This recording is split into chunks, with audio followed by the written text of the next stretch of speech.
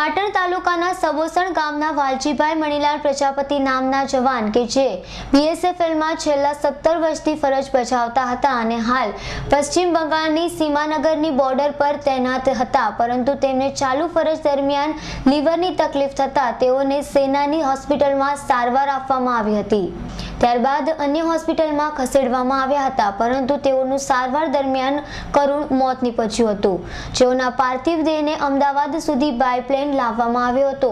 ત્યારબાદ પાર્થિવ દેહને અમદાવાદથી સેનાના જવાનોની ટ્રકમાં સબોસણ ગામમાં લવાતા સમગ્ર ગામ હિબકે ચડ્યું હતું। ગ્રામજનોએ વંદે માતરમ, ભારત માતા કી જયના નારા લગાવ્યા હતા।